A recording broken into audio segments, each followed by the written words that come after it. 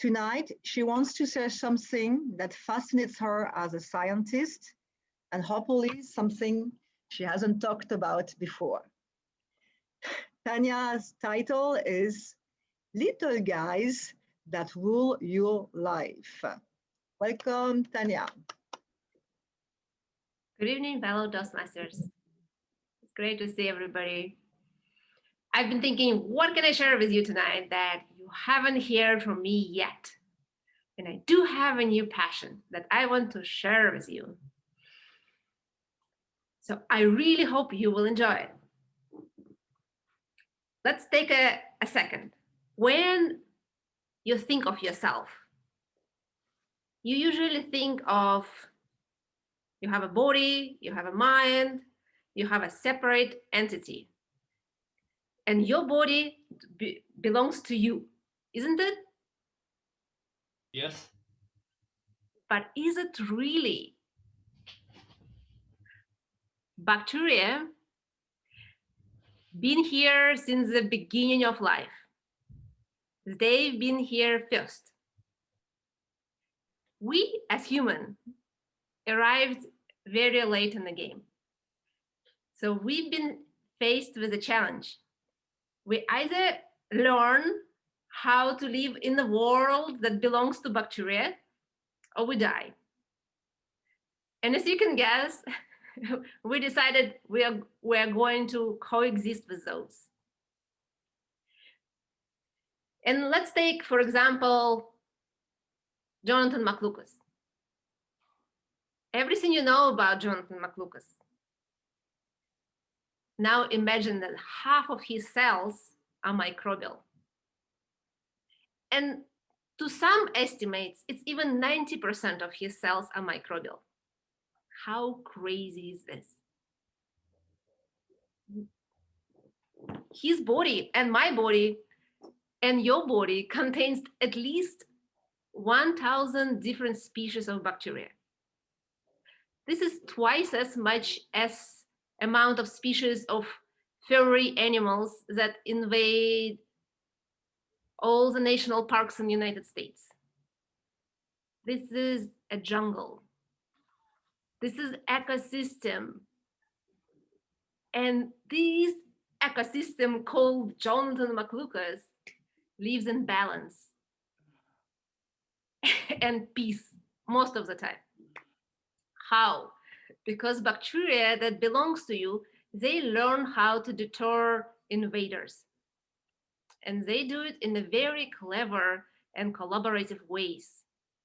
For example, they can produce antimicrobial agents that inhibit growth of the pathogens. Or they can even help your skin cells form tighter connection with each other and help you heal wounds. Isn't it amazing? And all of this is just happening without you even knowing it.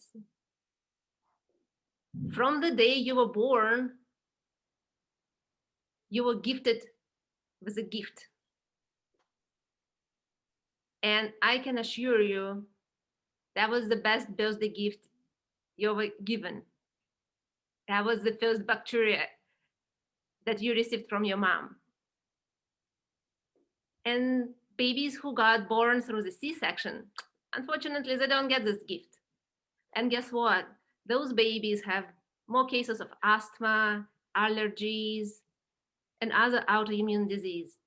And we don't know exactly why that happens, but we think it's because their immune system wasn't exposed to this bacteria early on in life.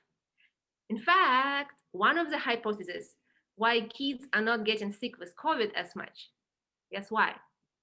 Because kids, they like to play with the dirt. They don't wash their hands. They're exposed to just more bacteria and viruses than we adults. So that's a working hypothesis, that kids don't get sick with viruses just because they are more adapt to them and their immune system reacts more naturally, more in balance, and the microbiome is more familiar with this kind of environment and doesn't overreact. Fun fact, human milk contains sugars that are indigestible by human. Those sugars specifically made to feed the bacteria in the gut of the baby. And as evolutionary biologist, I can tell you, if there is a chemical in the milk that feeds certain bacteria, this bacteria must be extremely important for baby survival. It means the baby cannot live with this bacteria. This is how important the gut bacteria is. We have no idea. We live our lives without even knowing that there is a whole process going on inside of us. And you probably think, okay, fine, Tanya, you convinced us.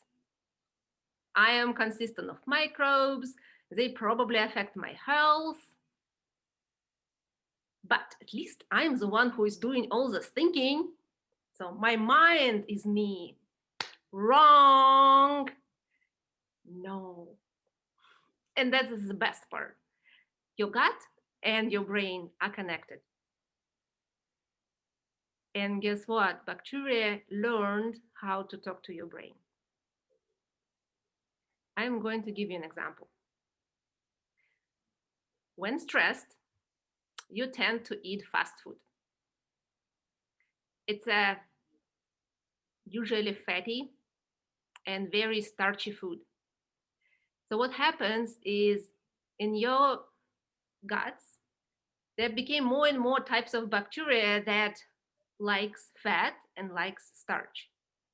The more fast food you eat, the more bacteria you breed in your gut that likes it. And this bacteria tells your brain, eat more fast food. And the only thing you want is those French fries. And you think you want it. No, actually, that's your bacteria that wants it. And it tells you, hey, I need those French fries right now because I'm hungry and I can't eat anything else. You can, but they can't. So they'll make you do it. It's not all that bad, actually, Jonathan. Don't give up on yourself. There is a bright side. I blame the bacteria. You can grow different bacteria in your stomach. If you regularly eat, let's say, leafy greens, you will naturally start enhancing more bacteria that digest cellulose inside your body. And the more greens you eat, the more green-liking bacteria you have. And this bacteria will talk to you and whisper into your gut feelings how good this taste of this salad is going to be, how much enjoyable the salad. It's amazing. And you will be thinking that you are the one who likes salad. No, that's your bacteria enjoying the salad. So remember the saying that people say, you are what you eat? Well, I want to reiterate it and tell you, your microbiome is what you eat. So if you choose a certain food, be ready for a certain microbiome. And this microbiome will talk to you and will make you a healthier or sicker person. It depends which path you take. But remember, genetics is with you from mom and pop. But microbiome, it's something you can actually do something about. So it's in your hands. Don't give up on yourself. The habits that you develop will help you to work a healthier microbiome and better relationship with your mega ecosystem. So now I would like to, since Jonathan haven't shown me the green card, I want to recall. I'm actually not even topping you. So I can take the advantage of it. You look like you're having fun. I just couldn't stop you. No, seriously, I have time. Do I? No, I don't think anyone's topping you. Okay, well, I have a feeling I am probably close. So the treatment other than antibiotics, I will say for the next speech, because there are new emerging treatments.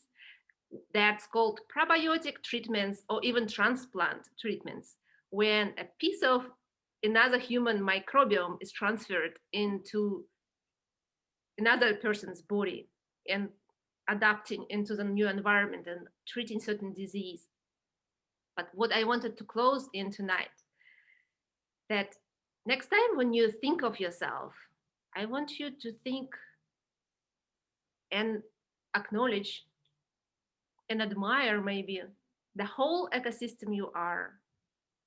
And I want you to take care of your roommates and feed them good food and don't give them too many antibiotics and just any kind of harsh chemicals. And maybe take them sometimes to Toastmasters.